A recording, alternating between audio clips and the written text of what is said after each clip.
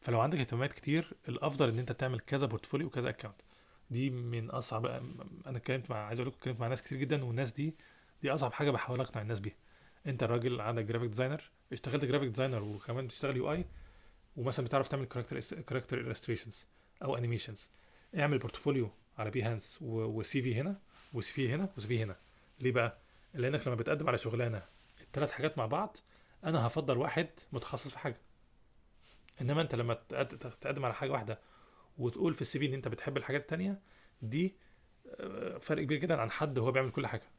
اغلب الناس، اغلب السي فيات، عايز اقول لكم في الشغل الجونيور بخش على الويب سايت ان حد عامل لي 10 بروجكتس، ممكن مثلا نصهم يو اي والباقي كله جرافيك ديزاين. ده مش عيب، انما انا مش، انا مثلا كحد بتاع يو اكس يو اي مش محتاج جرافيك ديزاينر في دي شغل، ده مجال وده مجال.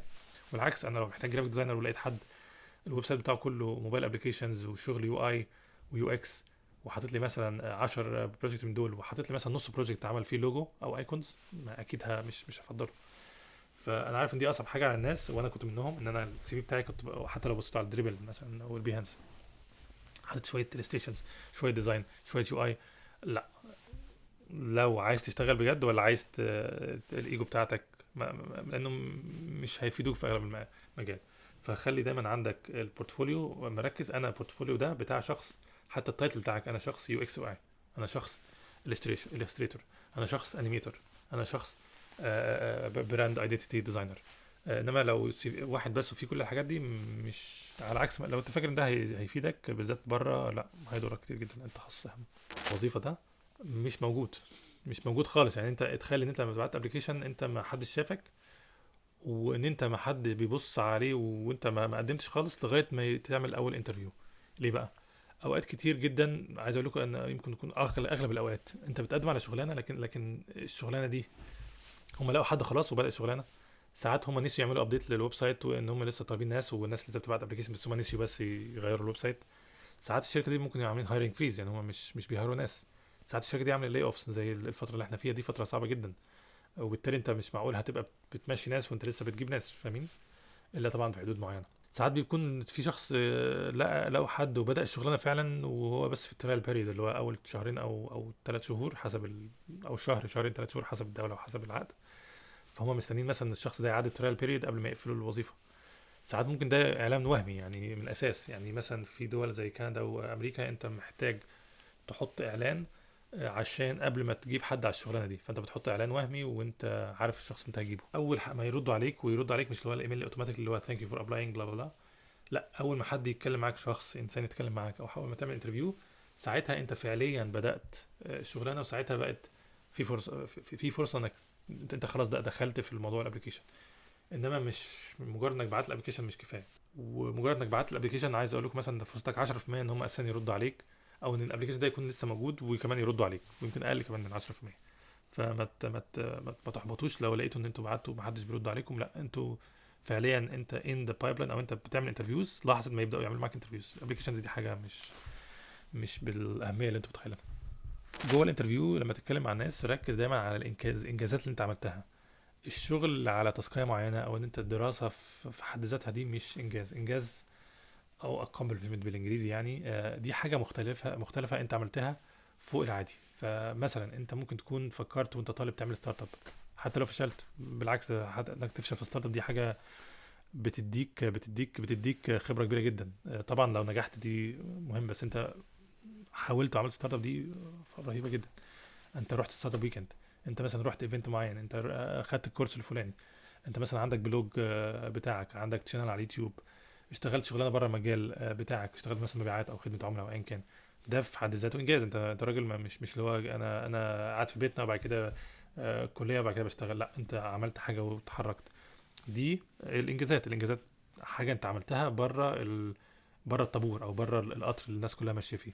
فالكلام ده ركز عليه وحاول تربطه، او يعني تركز عليه في السي في، وحاول كمان تتكلم عنه وتذكر امثله منه وانت بتتكلم مع الناس. فمثلا لو سالك هل في، كلمني فتره حصل خلاف او كونفليكت بينك وبين حد، انت ممكن تقول انا كنت شغال بره المجال خالص في مجال خدمه العملاء، وفي عميل اتصل بيا وعمل بلا بلا بلا بلا بلا، او ديتا انتري، او كنت شغال في كول سنتر، ايا كان الشغل والخبره دي انجاز، بالذات لو بره مجالك. انما فكره ان الناس كلها شبه بعضها، وانا رحت كليه وخلصت كليه وبدور على شغل، محتاج اكتر شويه. في الجزء بتاع الورك اكسبيرينس، وده يعني اهم جزء في السي في كله في رايي، يعني حط الشغل الملائم وهيساعد السي في بتاعك وبس. فمثلا انت راجل اشتغلت مثلا 10 سنين كمحاسب، اوكي، ده مش عيب، ما تضركش في حاجه. بالعكس، لو انت مثلا مقدم على فينتك او مقدم على شركه ليها او على تيم شغال حاجه لها علاقه بالاكونتنج، دي هتفيدك جدا.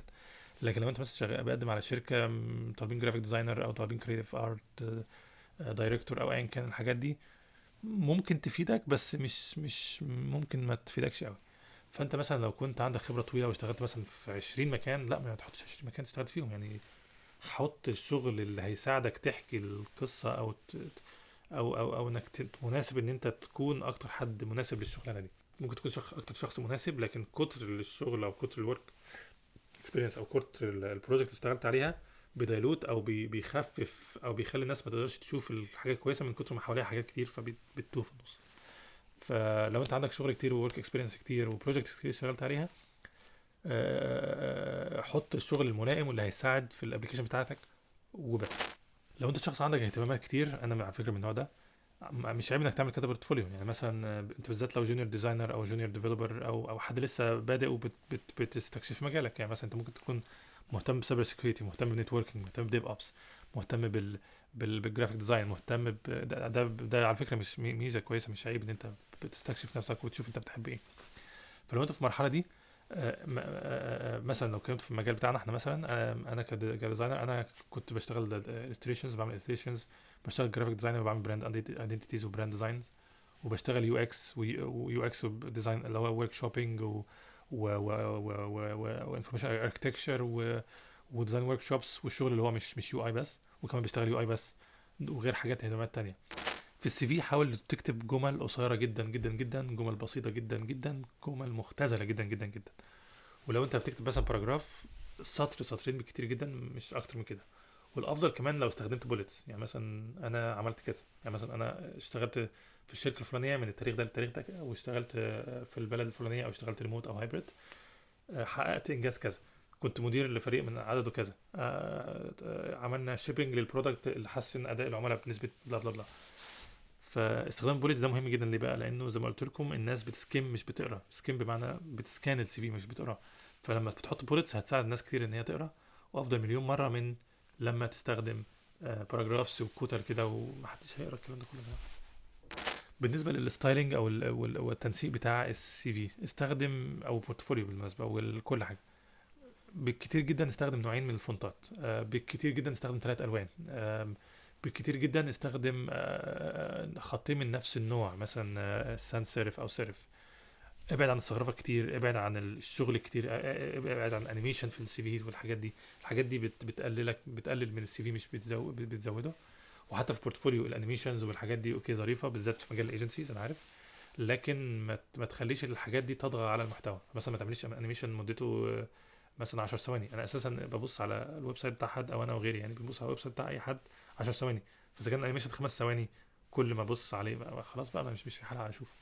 فاعمل انيميشن مثلا، خلي انيميشن نص ثانيه، فهتلاقي ان الانيميشن هيطلع افضل، وكمان انت هتساعدني ان انا اشوف المحتوى بتاعك. فما تخليش الستايل يطغي على السبستنس، وخلي دايما الموضوع بسيط جدا، ومش محتاجين كل الزخرفه دي. حتى لو انت حد جرافيك ديزاينر، وحتى لو انت كنت حد يو اي، سي في بسيط ابيض واسود باللون بالكتير، 2 فونتس وبس.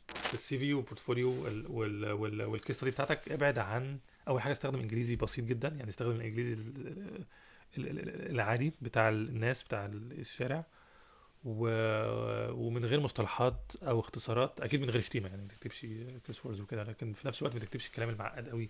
بلاش الاكرونيمز، بلاش المصطلحات الصعبه على الناس، حتى لو ده متعرف عليه في مجالك. وبلاش حتى الاكرونيمز بالمناسبه، اللي هي ايه، مثلا انا يعني مثلا انت اشتغلت جي اي اس، اشتغلت ان بي اس، اشتغلت كي بي ايز. انا مثلا بفهم يعني ايه كي بي اي، انا عملت او كي ارز، عملت بي ار ديز.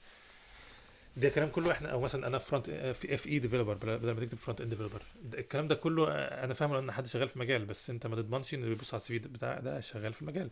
فابعد عن الجارجن، ابعد عن الاكرونيمز، ابعد عن المصطلحات التكنيكال قوي، وابعد كمان عن الكلام البرتنشس.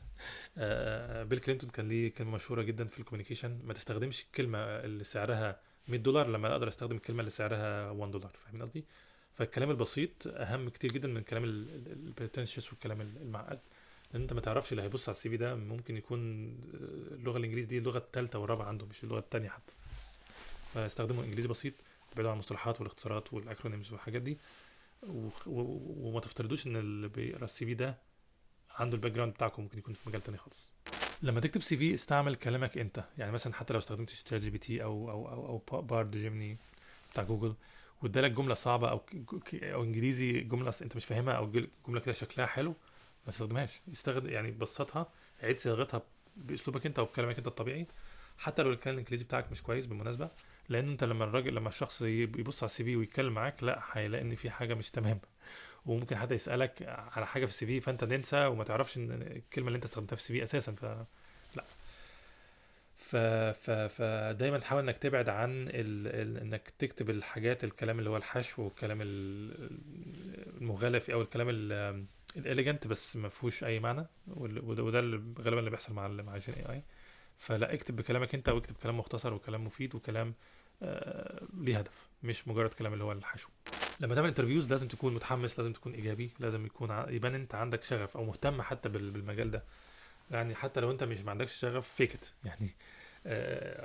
لازم اكيد في حاجه انت حاببها، وبالتالي انت ظهرت اليوم ده. انت ممكن تكون حابب الشركه، حابب الشغل، حابب انك حابب الفلوس، مش مشكله، بس دور على حاجه تخليك متحمس وايجابي.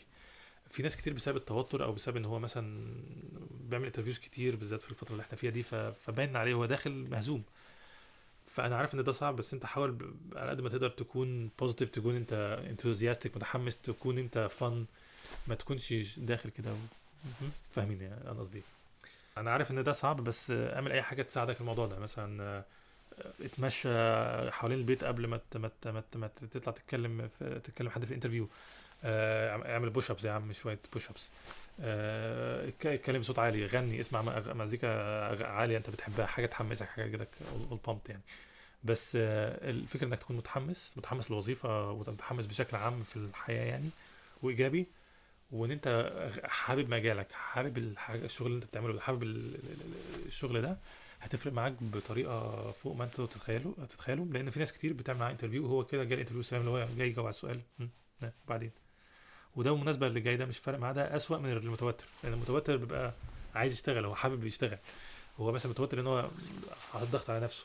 انما الشخص اللي هو بعدين ماشي، انا ايه يعني، انا جاي، انا عامل 20 انترفيو، انتوا ما جيتش عندكم، هروح لحد تاني. ده اسوأ شخص. الشخص اللي هو مش فارق معاه ده اسوأ شخص، بلاش تكونوا الشخص ده. ابعد نهائي نهائي نهائي عن اي كلام او هزار او اي حاجه ليها علاقه بالسياسه، بالدين، بالجنس، بالكوره، او حتى حاجات ليها علاقه بالعنصريه، المثليه الجنسيه، ال جي بي تي كيو بلس، كل الحاجات دي اللي فاهمينها دي. حتى لو هما سألهم، حتى لو هما بدأوا الكلام، حتى لو كده.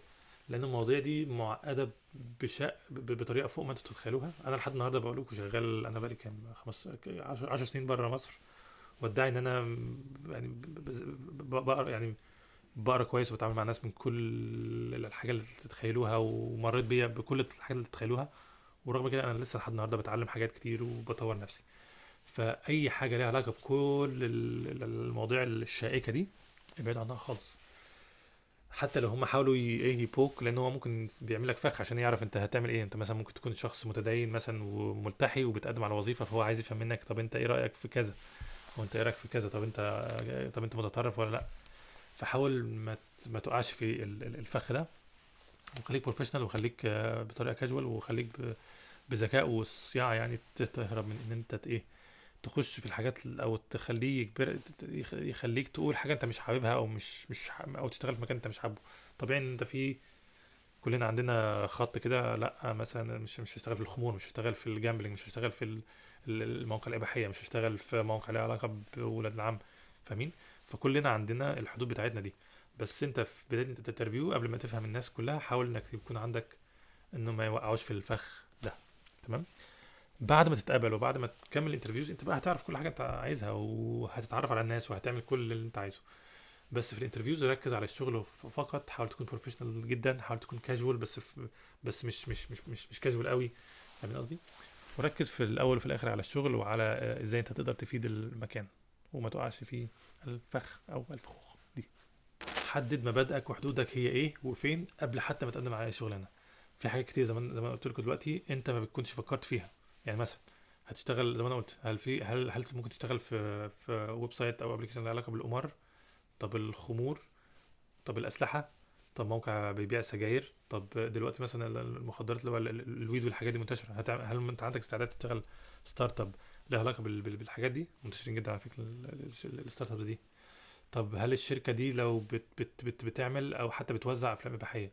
طب الشركه دي شركه بتشتغلها في السينما، سينما افلام سينمائيه عاديه، زي مثلا السينما في مصر. تمام.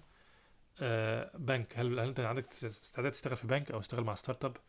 هل عندك استعداد تشتغل مع ستارت اب شغاله في مجال انشورنس؟ هل عندك استعداد تشتغل مع ستارت اب شغاله في حاجات ربويه او فينتك شغاله في حاجات ربويه؟ طب انت لو في شركه مقرها في اسرائيل بس عندها فروع تانية، طب في شركه عندها فروع تانية بس عندها فرع واحد بس في اسرائيل، طب في شركه مثلا بتدعم حقوق ال جي بي تي كيو بلس، كل الحاجات دي، دي كلها اسئله مهمه انت ممكن ما تكونش فكرت فيها وانت بتقدم على شغل وممكن ما تاخدش بالك الا انا وانت في الانترفيو بروسيس. بس حتى لما تاخد بالك الموضوع ده ما تقفلش قوي، انت ممكن تكون فهمت الغلط او ما فهمتش قصدهم ايه. فدي كلها اسئله مهمه جدا وانت بتقدم على شغل، انك تعرف انت كشخص حدودك فين قبل ما تقدم. وحتى وانت بتقدم انك تقول لا، تقول لا لاي اغراءات، لان الحاجات دي كلها بيكون فيها اغراءات غالبا ماديه او كارير. فكويس انك تعرف حدودك فين، وكويس انك تبقى عارف انت هتقف عند ايه. وفي نفس الوقت ما تقعش في الفخ ان مثلا حد يجيب سيرتها في وسط الانترفيوز فانت تفتكر لا، لان ممكن تكون الشركه بتعمل حاجه وانت فاكر ان هي بتعمل حاجه تانية خالص. موضوع متعقد جدا، معقد جدا جدا جدا. في النهايه الموضوع يرجع لك انت، انا حدودي فين ومبادئي ايه. حدودي ومبادئي الاثنين. اوعى تتكلم بشكل سلبي عن اي شركه كنت فيها، اي شخص اشتغلت معاه، وعن اي بلد، عن اي فكر معين، حتى لو فكر في الشغل مثلا. الناس اللي مؤمنين بنظريه الموبايل فيرست انا ما بحبهمش لان الناس اغبياء، عارف انت. فحتى لو كونسبت معينه حاول ما تتكلمش بشكل سلبي عنهم، لان الكلام عموما بشكل سلبي بيضر فرصك، وبيحسس الناس ان ده شخص ده مش كويس، ما احبش اشتغل معاه يعني. وما فيش منها اي فايده يعني. ممكن مثلا انت ممكن تقول نفس الراي باسلوب كويس، فانت ممكن حتى ما تكونش قاصد، بس اسلوبك يبين لهم ان انت شخص سلبي مع انت كنت بتتكلم بشكل عملي. مثلا انا رايي انه التكنيك ده افضل من التكنيك ده، مثلا انك لو هتعمل الفانكشن بالطريقه دي افضل من الطريقه دي. ليه بقى؟ لان انت لما ببساطه كده لما بتتكلم عن شركه او شخص او عن حاجه مشروع او عن تكنولوجيا معينه او عن فكر معين او عن بوليسي معينه بشكل وحش، انا بعمل لك انترفيو انا عارف ان انت لما تسيب الشركه دي، واكيد هتسيب الشركه دي، مفيش حد هيقعد طول حياته في شركه واحده، ما انت هتتكلم عليا بنفس الطريقه. يعني هجيبك انت بتتكلم بشكل وحش عن ناس تانية، ما انت برضه هتتكلم عليا بطريقه مش كويسه. ليه؟ فبلاش تكونوا سلبيين وبلاش تتكلموا بشكل سلبي على اي حاجه واي حد. ما تركزش قوي في المسمى والليفل الوظيفي لانه ما لهمش قيمه. الموضوع ده اخر زمايل ليا كتير جدا. في ناس كنت اعرفها كان مثلا يشتغل ليد ديفلوبر في الخليج، فمثلا يجي له شغلانه سينيور في اوروبا وامريكا، فيقول لك لا انا هرفض، انا دلوقتي ليد. الموضوع ده عامل مشكله جدا. ليه بقى عامل مشكله؟ لان اللي بيحصل انه انا مثلا هو مقدم على الشغله وانا عارف انه الشركه دي سكيل اب معنى ايه؟ الشركه دي في خلال 6 شهور او سنه هتكبر، هيبقى ضعف او 3 اضعاف. فانت كنت عايز تبقى ليد مثلا، لا ده انت حضرتك هتبقى برنسبل، لان انت هتعدي 3 مراحل مثلا، لان انت الشركه هتكبر، وانت اكيد لانك دخلت في الفتره دي في الوقت ده هتعلى اكتر من اللي انت متخيله. ده جزء. تاني جزء ان انت المسمى الوظيفي مش بالاهميه دي هنا. يعني مثلا في سان فرانسيسكو وفي امريكا طبيعي جدا تبقى انت دايركتور في الشركه، وتاني يوم تروح ستارت اب تبقى انت شغال ديفلوبر عادي جدا، وبعد كده بعد كده اليوم اللي بعدها تكون انت شغال السي بي او او السي تي او في شركه، بعدها تشتغل ديفلوبر تاني في شركه عاديه جدا او شركه كبيره جدا. فمين قصدي؟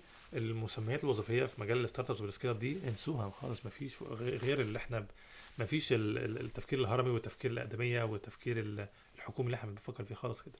فلما تقدم على وظيفه اسال الاول ناس شغالين في الدوله او في الشركه دي قبل ما ترفض الاوفر، وخش الانترفيو حتى لو انت الليفل اقل من بتاعك، لانك هتتفاجئ. يعني في فرص كتير انت بتهيألك ان هي حاجه وتتخيل ان لا ده هو الليفل ده انا فاكر ان هو مثلا سينيور.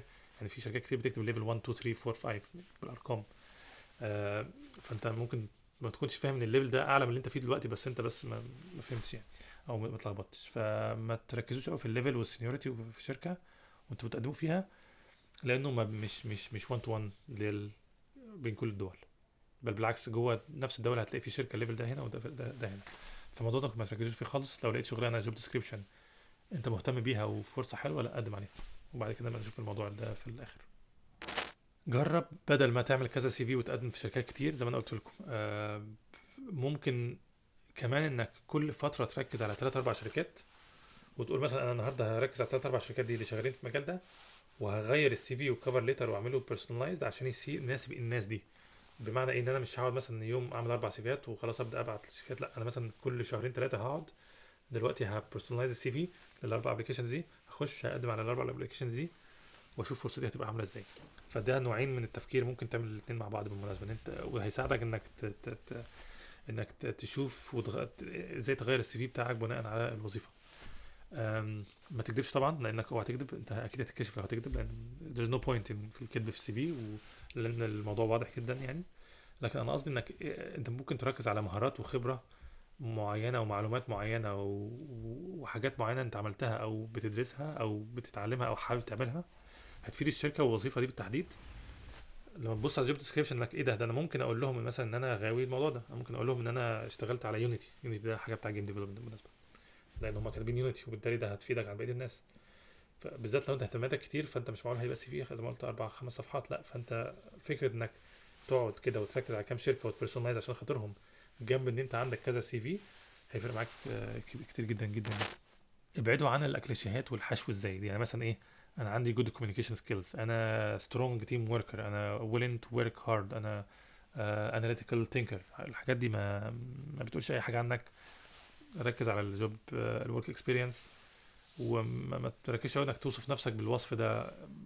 انا هعرف من طريقه كلامك عن المشروع بتاعك ومن طريقه شغلك انت ايه من الحاجات دي. فانت وفروا المكان ده، اتكلموا فيه على المشروعات اللي اشتغلتوها ودوركم في المشاريع دي، والمشاريع دي عملتوا فيها ايه، وهكذا.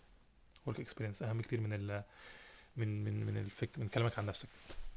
دايما اعمل متابعه وفولو اب لما تقدم على وظيفه. ما بتكلمش على اللي قلته قبل كده، فكره انك تبعت رساله شكر، لا. انت قدمت وما ردوش عليك، حتى لو عملت انترفيو ما ردوش عليك بين الانترفيوز مثلا، انت مثلا عملت 3 انترفيوز وفاضل لك انترفيو واحد وفجاه ناس دي اختفت، لا. اعمل فولو اب، ابعت يا جماعه ايه الاخبار، جست وانت فولو اب، انا حبيت بس ايه اتشيك ان اسي ليه، هل في تاخير، هل في حاجه وكده.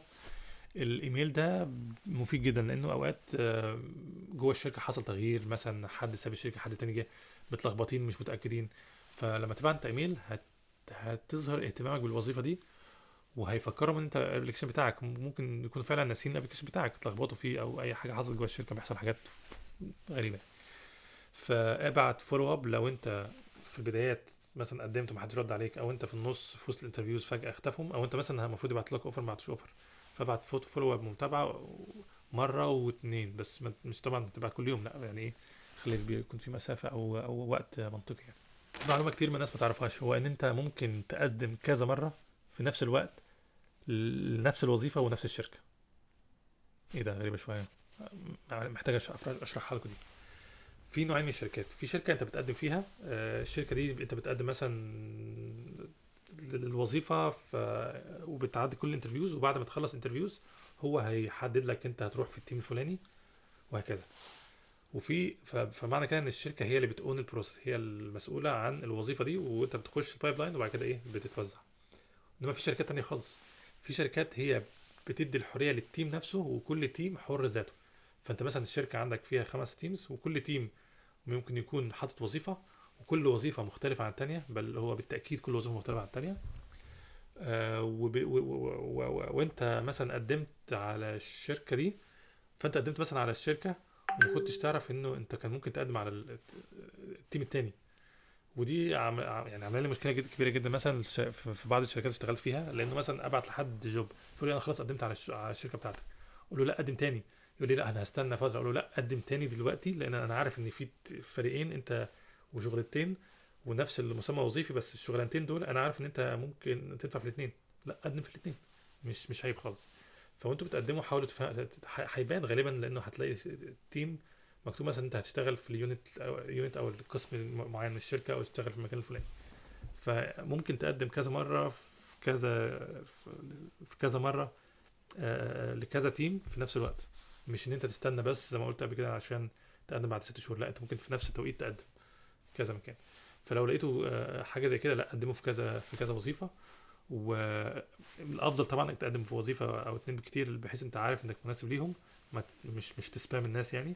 لكن لو جه فرصه ان انت لقيت حاجتين انت مهتم بيهم او مناسبين ليك، لا قدم عادي جدا يعني. لما اي شركه بتعمل ليك انترفيو، خلي بالك انت كمان بتعمل ليهم انترفيو عشان تشوف انت هتحب الشركه، هتحب التيم ده وتحب تتعامل معاهم ولا لا.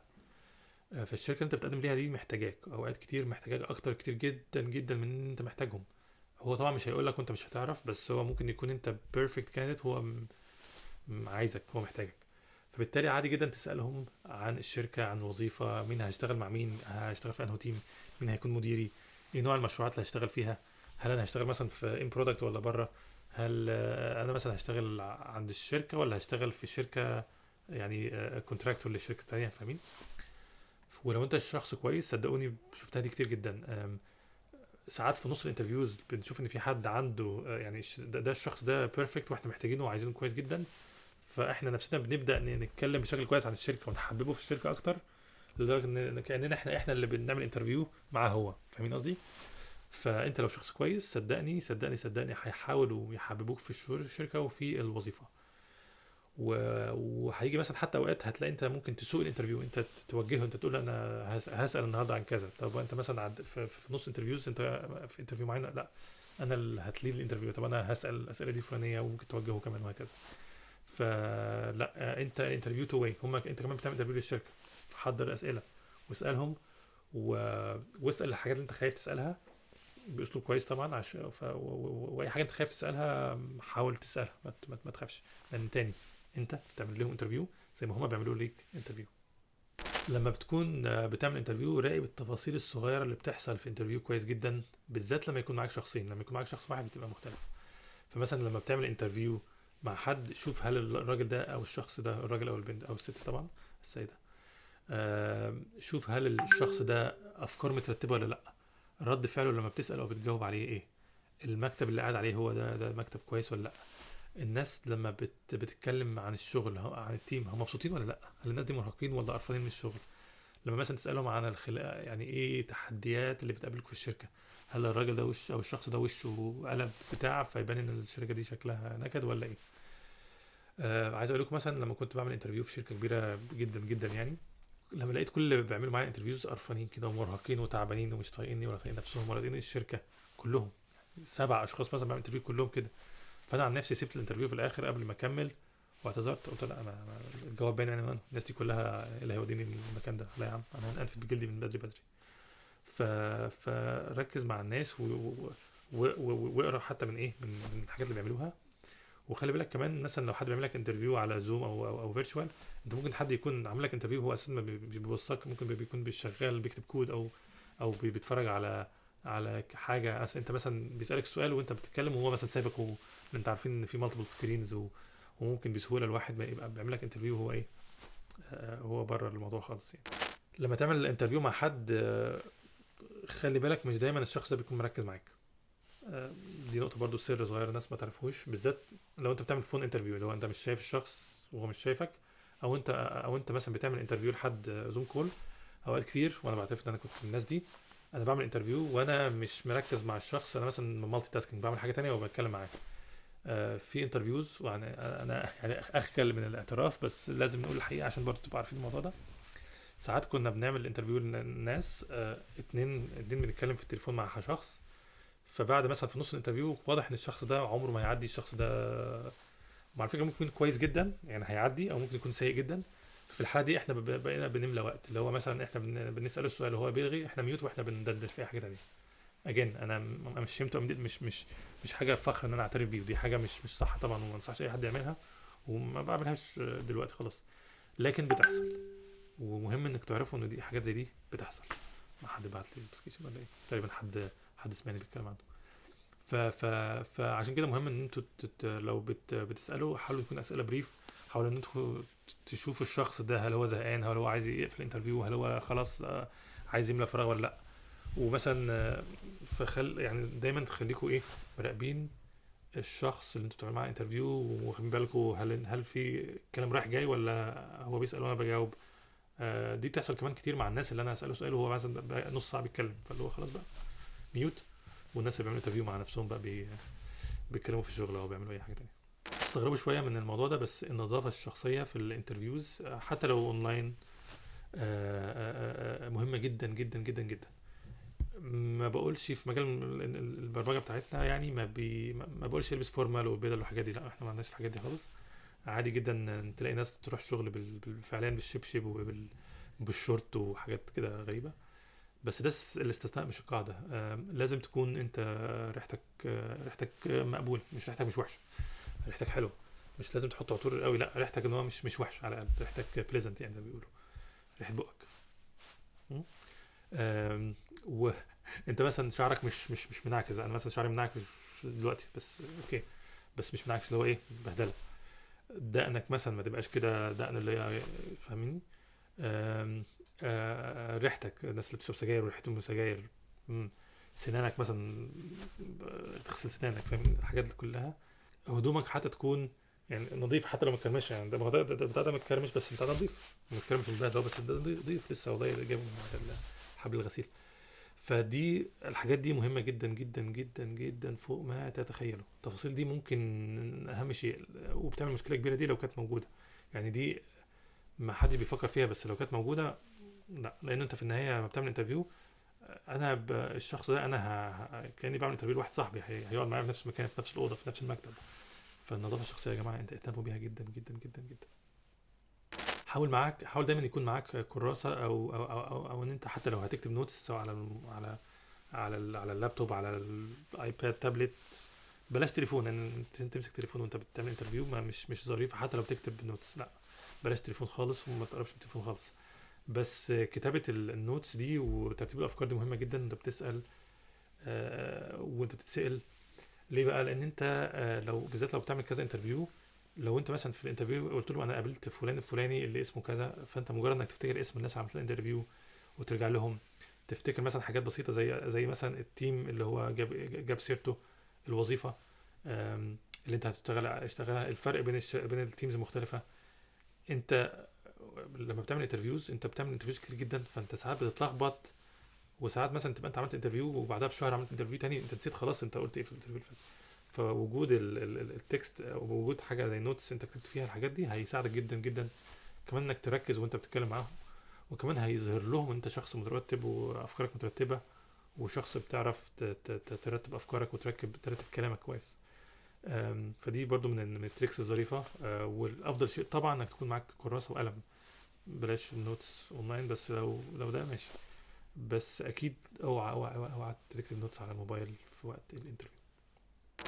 حط في راس السي في انت عندك فيزا عمل ولا لا، هل انت eligible to work in country X ولا لا، هل انت عندك valid residency ولا لا، هل انت مثلا محتاج الشغل ده يكون سبونسر ولا لا. يعني مثلا هولندا مش كل الشركات ينفع تكون سبونسر للفيزا او زي كفيل كده.